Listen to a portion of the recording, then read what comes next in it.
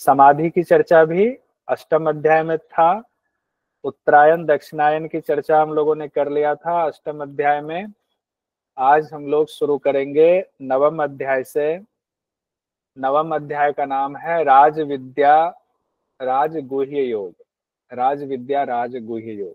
जब ये कंप्लीट हो जाएगा तो एग्जाम की दृष्टि से ना किस अध्याय में क्या इंपॉर्टेंट था, कौन से सवाल थे, कौन सा श्लोक इंपॉर्टेंट था, वो अलग से उसकी क्लास होगी, एक समरी क्लास। तो उसमें सारा आ जाएगा। जिनको ये लग रहा होगा इतना पढ़ लिया अब कैसे इंपॉर्टेंट हम निकाल पाएंगे, तो वो परेशान नहीं होंगे। एक क्लास इसकी समरी क्लास होगी। और नवम अध्याय में राज विद्या राज गुह्य योग है नाम। इसमें राज विद्या के बारे में चर्चा हो रही है नवम अध्याय में। तो राज विद्या क्या है वो देखिए, क्योंकि पूछा जा सकता है कि राज विद्या क्या है। इसमें पहले निराकार स्वरूप की चर्चा हो रही है, और आगे भी 12वें अध्याय में भी यहाँ निराकार और साकार की चर्चा होगी। तो वो ध्यान रखिएगा, निराकार उपासना और साकार उपासना की चर्चा भगवद गीता में बहुत सुंदर की गई है। 9वें अध्याय का चौथा और 5वां श्लोक है, उसमें राज विद्या की चर्चा हो रही है। उसमें भगवान कहते हैं यह सब संसार मेरे निराकार स्वरूप से व्याप्त है। आकार स्वरूप से व्याप्त नहीं है, इसको निराकार मानो। जो मेरा निराकार स्वरूप है उसकी शक्ति से व्याप्त है, और संपूर्ण प्राणी मुझ में स्थित हैं, परंतु मैं उनमें स्थित नहीं हूं। वे प्राणी भी मुझ में स्थित नहीं है। उसके बाद भगवान कहते हैं मेरे ईश्वर संबंधी योग को देखकर सभी प्राणियों को उत्पन्न करने वाला, प्राणियों का धारण पोषण करने वाला मेरा स्वरूप उन प्राणियों में स्थित नहीं है। अब कैसे स्थित नहीं है? विरोधी बातें क्यों कह रहे हैं भगवान? पहली बार में कह रहे हैं कि मेरी सत्ता से ही जगत की सत्ता है। दूसरी बात में कहते हैं अगर मुझे जगत में माना जाए तो जगत नाशवान है। जो बात अभी हो रही है कि अगर मुझे जगत में माना जाए तो जगत नाशवान है, इसलिए मैं भी नाशवान माना जाऊंगा। जगत नाशवान हो गया तो मैं कैसे जो है अविनाशी रहूंगा? तो उस संदर्भ में मुझे यह ना माना जाए कि मैं जगत में हूं और मेरे अंदर जगत नहीं है। इसका तात्पर्य यह है क्योंकि मैं अविनाशी हूं और जगत जो है उसका नाशवान होता है, तो मेरे अंदर अगर जगत को स्थापित माना जाएगा तो जगत भी अविनाशी माना जाएगा। इसीलिए विरोधाभासी बातें हैं। इसकी जगत तो जो है अव्यक्त था, वो व्यक्त हुआ फिर अव्यक्त हो जाएगा, व्यक्त हुआ फिर अव्यक्त हो जाएगा। तो उस तरह से उसका नाश होना जरूरी है, तो नाश होगा ही होगा। तो इसीलिए यहाँ विरोधाभासी बातें की गई है। वो बात एक ही है कि मैं अनासक्त हूँ। अब सवाल ये आता है कि प्रलय होने पर क्या होता है? जैसे कि उत्पत्ति हो गई, उनमें जो अव्यक्त था सब व्यक्त हो गया। हालांकि एक चीज और व्याख्या में आती है जो अलग अलग जगहों पर आपने अगर पढ़ा होगा कि प्रकृति भी अविनाशी ही है। प्रकृति को विनाशशील इसलिए कहा जाता है क्योंकि उसमें परिवर्तन होता है, वो परिवर्तन दिखता है हमें। तो परिवर्तन जो क्षण क्षण परिवर्तन हो रहा है, हर पल परिवर्तन हो रहा है, इसीलिए उसको अविनाशी, उसको विनाशी कहा जाता है कि वो सब नाशवान है। लेकिन यही है कि नाशवान वो भी नहीं है। क्यों नाशवान नहीं है? क्योंकि वो व्यक्त है, व्यक्त होकर अव्यक्त हो जाता है, अव्यक्त होने के बाद वो फिर ब्रह्म में ही मिल जाता है। तो उस हिसाब से तो वो भी अविनाशी ही है। लेकिन व्यक्त होना और फिर अव्यक्त हो जाना, ये जो दो क्रम होता है, इस वजह से उसको नाशवान माना जाता है। तो अब प्रलय की बात आती है कि प्रलय होने पर सारे प्राणी कहाँ जाते हैं? तब वही बात आ गई। 9वें अध्याय के 7वें श्लोक में भगवान कहते हैं हे कुंती नंदन, कुंती के पुत्र अर्जुन, जब कल्पों का क्षय होता है यानी प्रलय होता है, उस समय सारे प्राणी मेरी प्रकृति को प्राप्त हो जाते हैं। यानी प्रकृति में मिल गए ना, लय हो गया ना, नाश होके कहीं अलग तो नहीं जाएंगे किसी और सृष्टि में, मिल तो गए उसी भगवान में, उसी प्रकृति को प्राप्त हो गए। और फिर जब कल्प का शुरू होता है तो कल्प के शुरू में यानी सृष्टि की रचना के शुरुआत में मैं फिर से उनकी रचना कर देता हूं। यानी जो लय हुआ उसकी रचना में फिर से कर देता हूं। यही क्रम अनवरत चलता रहता है। और यह देखिए 9वें अध्याय के 9वें श्लोक में भगवान कहते हैं हे धनंजय, सृष्टि की रचना के कर्म में अनासक्त और उदासीन रहते हुए वे कर्म मुझे नहीं बांधते हैं। ये बात 9वें में ही कहा गया है। मैंने वहां बोल दिया था कि 8वें में कल हम लोगों ने पढ़ा था, कल पढ़ाने वाले थे तो मेरे दिमाग में ये मिसमैच हो गया।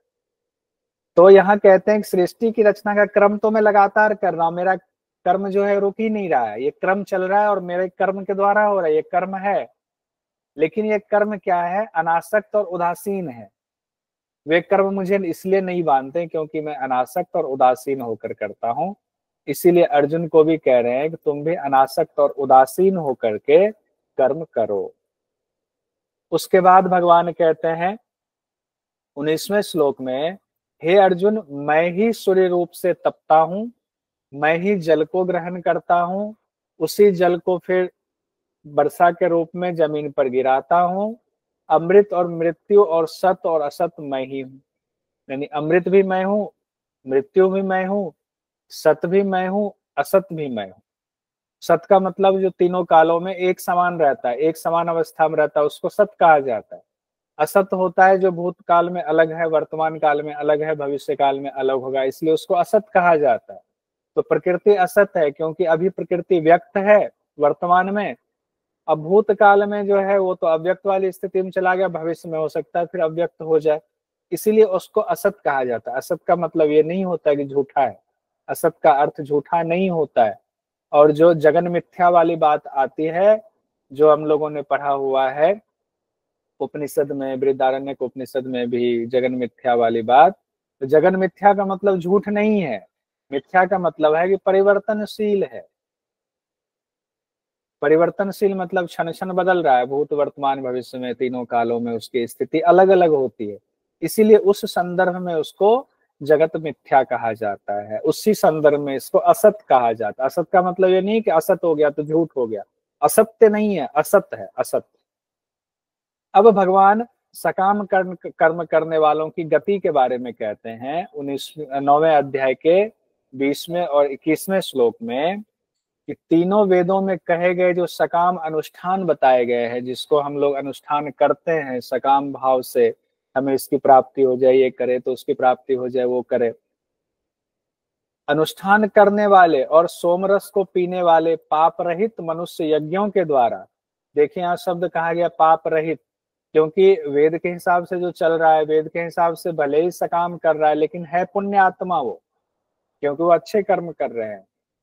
ऐसे पाप रहित मनुष्य यज्ञों के द्वारा स्वर्ग की प्राप्ति की प्रार्थना करते हैं, क्योंकि अग्नि विद्या, जैसे आप हवन यज्ञ करते हो, अग्नि विद्या है, अग्नि विद्या बहुत विस्तार में है, तो आप चाहते हो कि हमें पुण्य फल प्राप्त हो। तो जब हमारे यहाँ कोई मृत्यु होती है, कोई परलोक सिधारते हैं, तो हम लोग ये शब्द इस्तेमाल करते हैं कि स्वर्ग सिधार गए, परलोक सिधार गए। हम लोग कोई ये कहते हैं कि नरक में चले गए, हमारे यहाँ कोई डेथ हुई, कभी नहीं कहते। उसका क्या अर्थ हुआ? हम ये मानकर चलते हैं हमने अच्छे कर्म किए, हमने वेद के हिसाब से कर्म किए। क्यों किए हैं? क्योंकि हमें स्वर्ग की प्राप्ति, हमारे दिमाग में ये बात बैठी हुई है, तो सकाम कर्म जो है हमारे दिमाग में बैठी हुई है। तो कहते हैं ठीक है, बैठी हुई है तो होता भी यही है, उसके पुण्य कर्म की वजह से स्वर्ग की प्राप्ति होती भी है, वे इंद्रलोक को प्राप्त हो जाते हैं। इंद्रलोक मतलब जहाँ के देवता इंद्र हैं वो स्वर्ग है, और स्वर्ग लोक में वो जब तक उनका पुण्य है तब तक वो भोगते हैं। और उसी को 21वें श्लोक में भगवान कहते हैं, विशाल स्वर्ग लोक को भोग कर पुण्य छीन होने पर, देखिए पुण्य छीन होने पर मतलब कि आपके अकाउंट में जितना बैलेंस है, बैलेंस जितना आप इस्तेमाल कर लो जितने दिन तक, जब बैलेंस इस्तेमाल हो गया, पुण्य छीन हो गया, तो फिर क्या होगा? मृत्यु लोक में यानी धरती पर पुनः उनका जन्म होगा। मृत्यु लोक मतलब इस धरती लोक पर। इस तरह सकाम कर्म करने वाले क्या होता है? आवागमन करते रहते हैं, आते जाते रहते हैं, स्वर्ग भी जाएगा, हम लोग स्वर्ग भी जा सकते हैं। अब उसके बाद जो बहुत इंपॉर्टेंट है वो है 9वें अध्याय का 22वां श्लोक, जिसमें योगक्षेम की चर्चा है। और योगक्षेम कठोपनिषद में भी चर्चा योगक्षेम की हुई है, कि जो लोग अपना योगक्षेम जो है श्रेय मार्ग प्रेय मार्ग बताया गया है ना, तो उसी में कहा गया है कि जो लोग ऐसे होते हैं सकाम कर्म वाले, वो चाहते हैं कि अपना योगक्षेम हम खुद पूरा करेंगे, लेकिन जो भगवान को अपना सब कुछ समर्पित कर देते हैं, उनका योगक्षेम भगवान वहन करते हैं। उसी को यहाँ कहा गया 9वें अध्याय के 22वें श्लोक में, अनन्याः चिंतयन्तः चिंतयन्तः अनन्याः चिंतयन्तः माम ये जनाः पर्युपासते तेषाम नित्याभियुक्तानाम योगक्षेमम वहामि अहम। योगक्षेमम वहामि अहम, मैं ही वहन करता हूँ। कैसे वहन करते हैं, क्यों वहन करते हैं, क्यों भगवान भला किसी का योगक्षेम वहन करने लग जाएंगे? कहते जो अनन्य भक्त मेरा चिंतन करते हुए, अनन्याः चिंतयन्तः, मेरी भली भांति उपासना करते हैं, माँ ये जनाः पर्युपासते, मेरी भली भांति उपासना करते हैं, तेषाम नित्याभियुक्ता नाम, निरंतर मुझ में ही लगे रहते हैं, मेरे अलावे उनको कुछ नहीं दिखाई देता है, ऐसे भक्तों का योग क्षेम वहामी अहम, उनका योग क्षेम मैं वहन करता हूँ। अब योग क्षेम इतनी बार बात हो गई है पहले भी, तो आपको पता होगा योग क्षेम का अर्थ क्या होता है। नहीं पता है तो एक बार और देखते हैं। योग क्षेम का अर्थ होता है अप्राप्त की प्राप्ति और प्राप्त की रक्षा करना, यानी जिसकी जरूरत है वो प्राप्त करवाना भगवान की जिम्मेदारी है, और जो प्राप्त है हमारे पास उसकी रक्षा करना भी भगवान की जिम्मेदारी है। यानी कि अगर हमें किसी चीज की जरूरत होगी तो हमें दुख करने की जरूरत नहीं है, क्योंकि हम इतने भगवान पे इतना दृढ़ विश्वास होता है कि हम निश्चिंत रहते हैं कि हमने किसी का बुरा किया, हम भगवान में अवस्थित हैं। और ऐसा होता है, आपने भी अगर महसूस करोगे, कई बार ऐसा आपके जीवन में हुआ होगा, क्योंकि आप सब योग करने वाले इस वक्त हम क्लास में मौजूद हैं, कि कई बार ऐसा होता है कि हमने भगवान पे सब समर्पित कर दिया, और अपने आप जिसकी जरूरत थी वो कब पूरा हो गया, कैसे पूरा हो गया, पता ही नहीं चलता है। और जो है वो अपने आप बना हुआ, उस हमें दिक्कत नहीं होती। देखिए, ये अनुभव कीजिए, अगर आप इतना सा भी करते हैं, सुई की नोक के बराबर भी अगर भगवान पे भरोसा कर लेते हैं, तो आपको अभाव कभी नहीं होगा किसी चीज का। हाँ, हो सकता है बहुत ज्यादा भी ना हो, लेकिन अभाव नहीं होगा, इतना तो तय है। अब आगे बढ़ते हैं, 9वें अध्याय के 25वें श्लोक में आते हैं।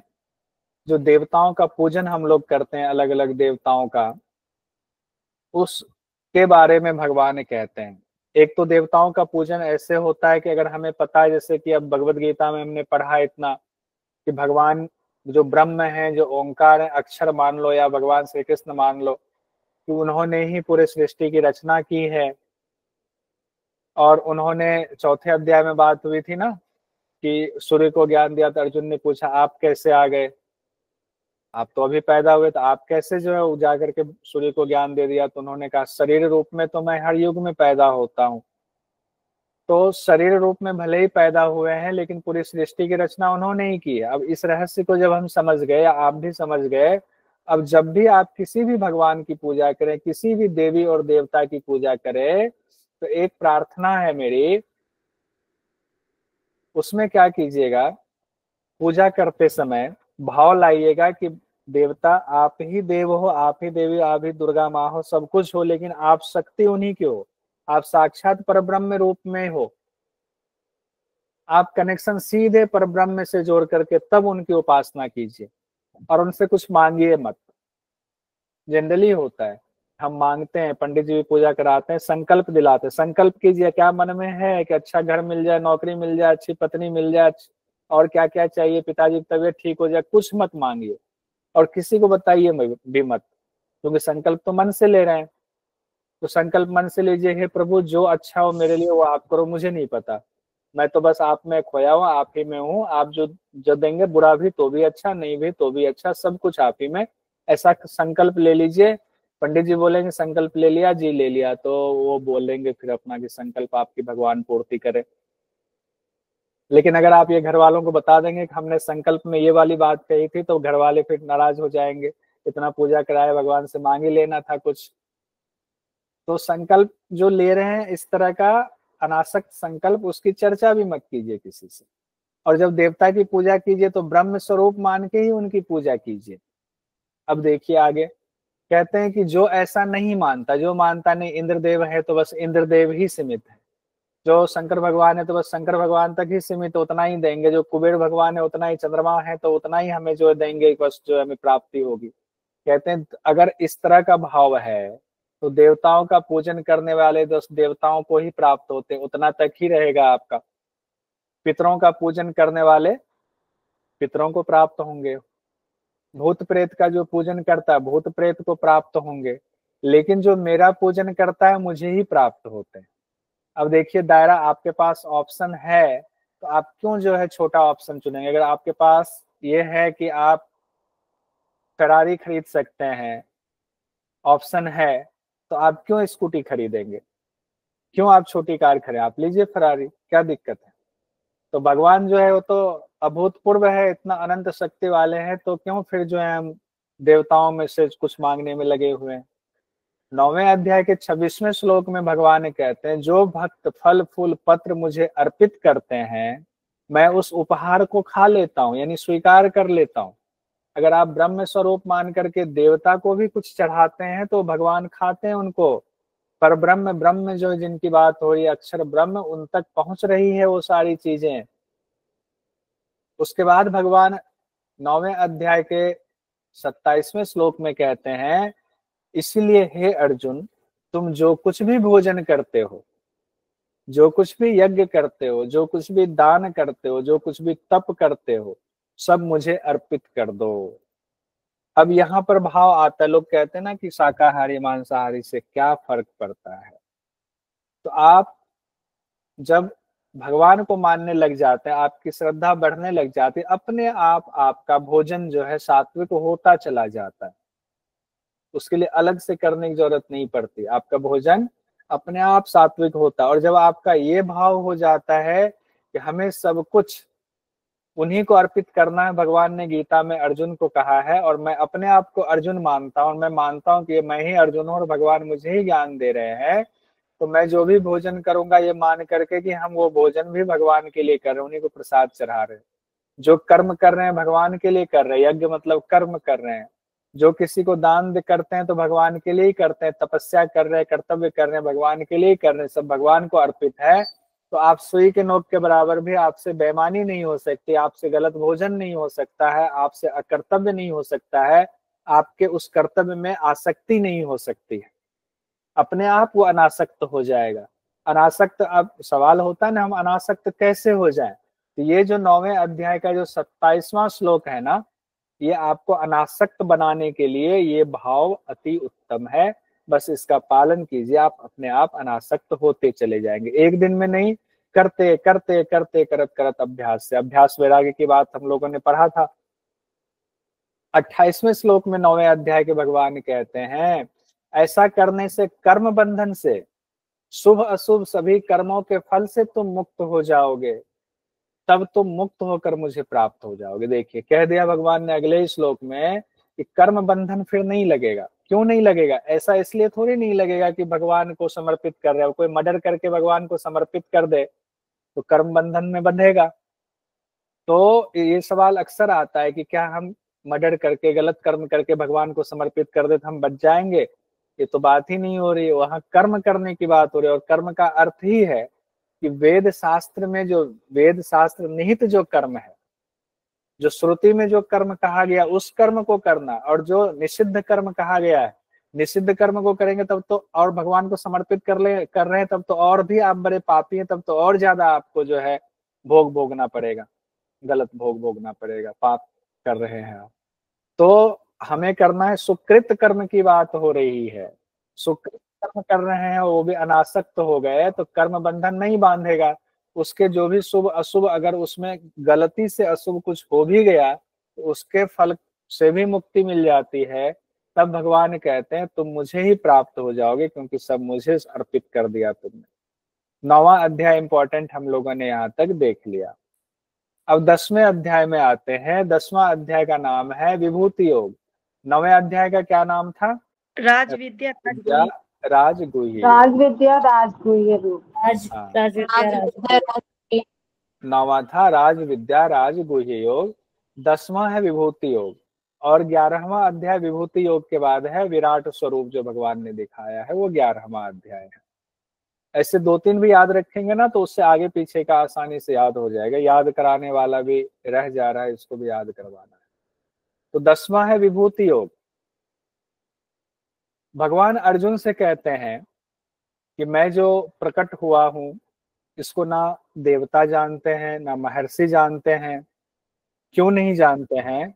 क्योंकि जो देवता हैं, जो महर्षि हैं, मैं उनसे पहले हूं, मैं आदि हूं उनका। आदि मतलब कि जहां से कहते हैं ना, जैसे डॉन कहते हैं, मैं जहां से खड़ा हो जाऊंगा वहीं से जो है लाइन लगनी शुरू हो जाती है।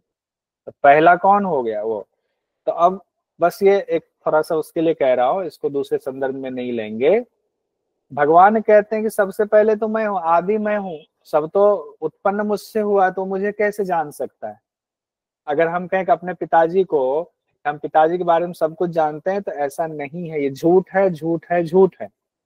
हाँ, पिताजी अगर कहे, अगर माँ कहती है कि तुम मेरे बेटे हो, तुम्हें तुम्हारे रग रग से मैं वाकिफ हूँ, तो माँ बिल्कुल सही कह रही है। पिताजी कहे कि तुम मेरे बच्चे हो, मैं तुम्हारे रग रग से वाकिफ हूँ, तो पिताजी बिल्कुल सही कह रहे। लेकिन कोई बच्चा ये कहे कि मैं पिताजी के सब कुछ जानता हूँ पिताजी के बारे में, तो ये गलत है। कभी नहीं हो सकता है कोई बच्चा अपने पिता के बारे में सारा रहस्य जान जाए।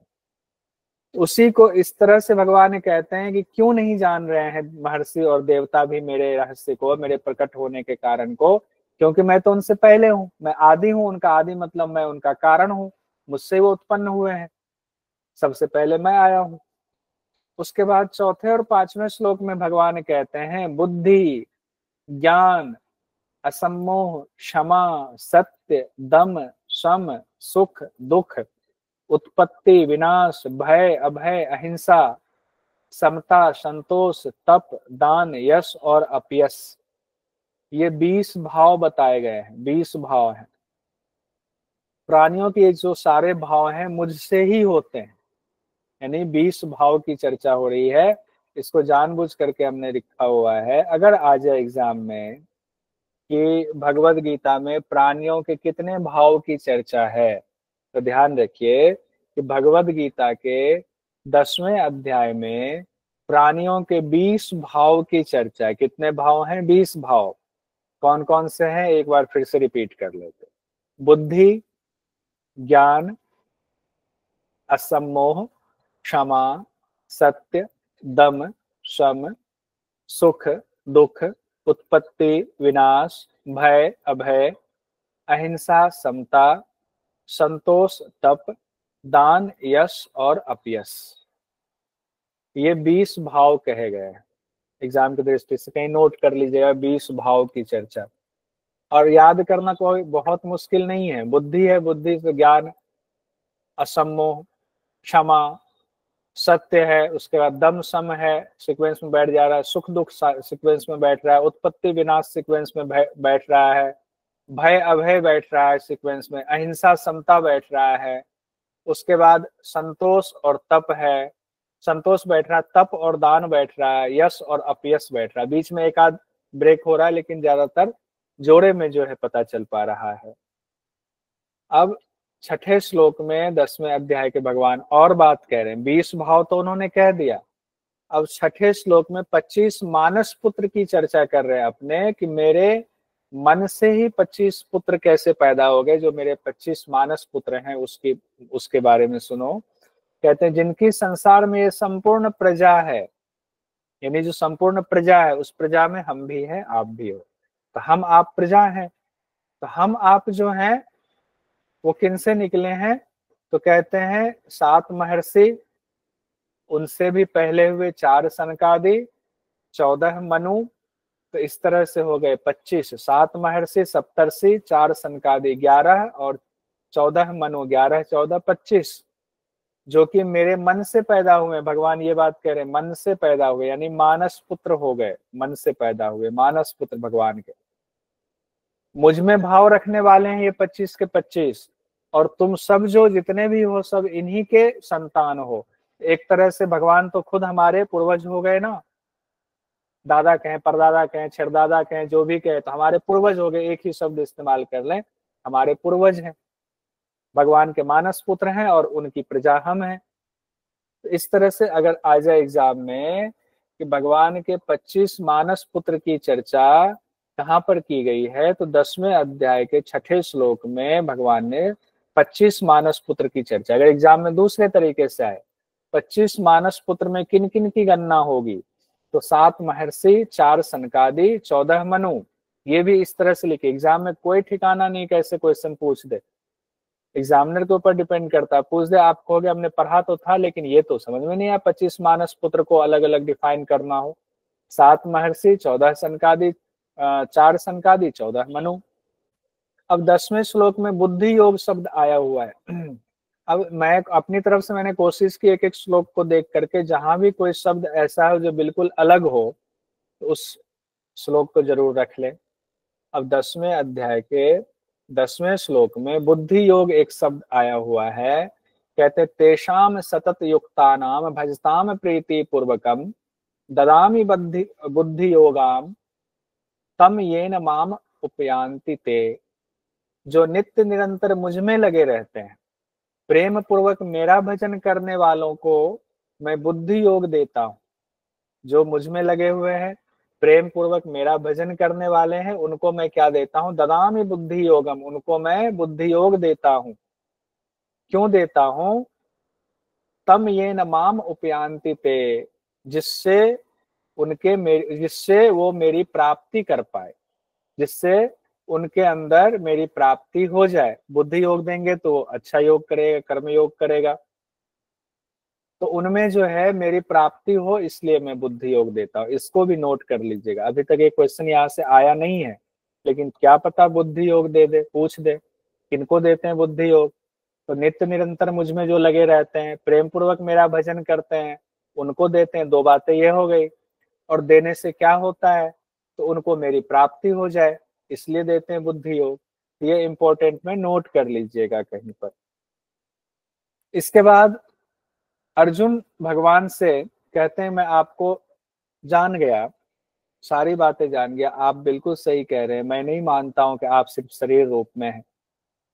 अब मैं आपको इतना वर्णन सुनने के बाद मैं सब कुछ जान गया, लेकिन एक बात बता दीजिए, आप अपनी विभूति के बारे में बता दीजिए कि मैं किन किन भावों से आपका चिंतन करूं।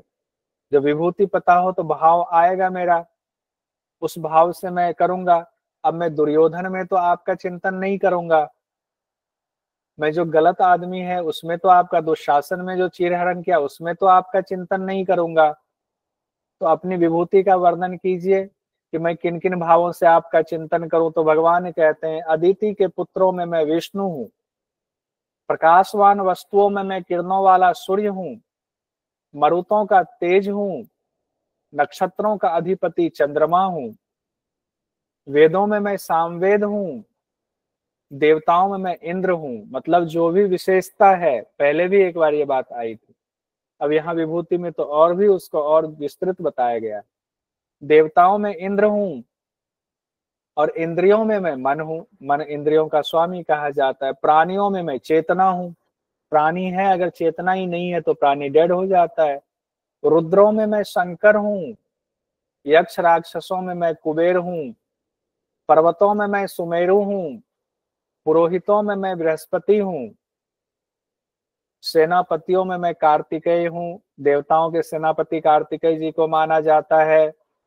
जलाशयों में मैं समुद्र हूं। जो भी विशेष है, जो भी जिस चीज में सबसे मजबूत चीज है, सबसे महत्वपूर्ण चीज है, विशाल है, उसकी चर्चा हो रही है। महर्षियों में मैं भृगु ऋषि हूं। अच्छा, यहाँ एक सवाल पूछ लेता हूँ, भृगु वारुणी विद्या किस उपनिषद से जुड़ा हुआ है? बात बताइए। तैत्तिरीय उपनिषद, जिसमें था पंच महाकोश, पंचकोश।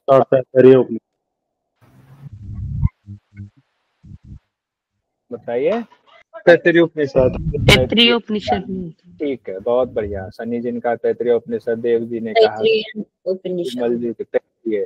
देखिए इसी तरह बीच बीच में ना थोड़ा स्पीड ब्रेकर लगाएंगे ना तो पुराना भी याद आएगा। उसमें, अच्छा माइक खराब हो गया, कोई बात नहीं। उसमें भृगु वारुणी विवाह संवाद है, और उसी में जो है आपको पंचकोश की चर्चा की गई है, जो 5 कोश हैं। तो तैत्तिरीय उपनिषद है वो, तैत्तिरीय उपनिषद में ये बात कही गई है। उसके बाद भगवान कहते हैं शब्दों में मैं अक्षर हूँ, स्थिर रहने वालों में मैं हिमालय हूँ। हिमालय से बड़ा स्थिर कौन रह सकता है। और वृक्ष में सबसे पवित्र वृक्ष पीपल हूँ। देवर्षियों में मैं नारद हूँ। गंधर्वों में मैं चित्ररथ हूँ। और सिद्धों में मैं कपिल मुनि हूँ। कपिल मुनि बड़े सिद्ध थे। घोरों में मैं उच्च श्रवा हूँ। हाथियों में ऐरावत हूँ, सबसे बड़ा हाथी ऐरावत है। सबसे आयुधों में मैं वज्र हूँ, वज्र से बड़ा आयुध कोई नहीं है। धेनुओं में मैं कामधेनु हूँ।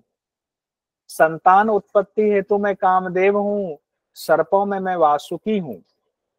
नागों में मैं शेष नाग हूँ। देखिए सांप और नाग अलग अलग होते हैं। सांप में वासुकी हूँ और नागों में शेष नाग हूँ। जल जंतुओं का अधिपति वरुण मैं हूँ। शासन करने वालों में यमराज मैं हूँ। और दैत्यों में प्रहलाद हूँ। दैत्यराज प्रहलाद कहा जाता है ना, दैत्यराज प्रहलाद। गणना करने वालों में मैं काल हूँ। पशुओं में मैं सिंह हूँ। पक्षियों में गरुड़ हूँ। विद्या में कौन सी विद्या, आध्यात्म विद्या मतलब ब्रह्म विद्या मैं हूँ। अक्षरों में अकार मैं हूँ।